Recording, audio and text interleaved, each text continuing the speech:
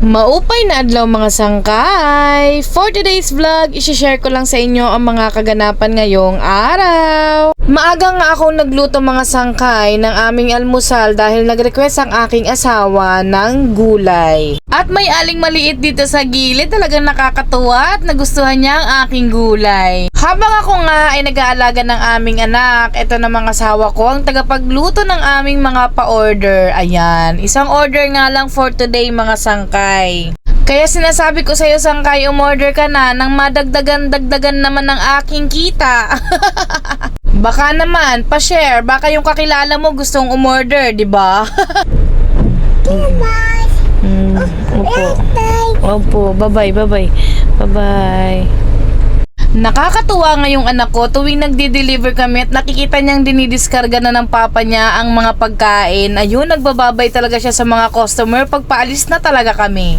Hi! Thanks God! Kahit matumal ang paluto mga sangkay, buti na lang umorder si Madison ng 58 bucks. O, diba? Oy!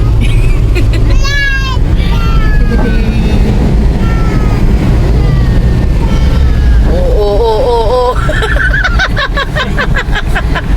Pero kita. Minsan talaga nakakatulala na lang mga sangkay kapag talagang wala kang customer. Pag nasa business industry ka talaga mga sangkay, industry. Alam mo yon, kailangan talaga nagtitipid ka kasi alam mo, hindi palaging Pasko. Ang sinasabing palaging Pasko, yung alam mo yon, yung marami kang kita. Dahil darating ang panahon, talagang may matumal. Kaya dapat pagtiisan lang natin yan, hindi tayo dapat sumuko. At syempre mga sangkay, kapag talaga bultuhan ang ino-order ni Madison, meron palaging pa-free ang aking kuya na pie. Syempre, sa lahat yan ng mga suki na umu-order sa kanya ng bulto-bulto. Si Madison lang naman yung palagi kong navivideohan mga sangkay kasi ito lang naman ang aking suki. Iba pa yung suki ng kuya ko sa kanyang mga pwesto at sa mga nagchat-chat sa kanya. Ganun. At syempre, hindi mawawala ang pahinga talaga mga sangkay after ng pag-deliver namin. Hindi naman kasi lahat pinapakita ko sa videos. Tignan mo tong anak ko kapag talaga mga pagkain hindi para sa kanya, ang bilis-bilis talaga ng kamay.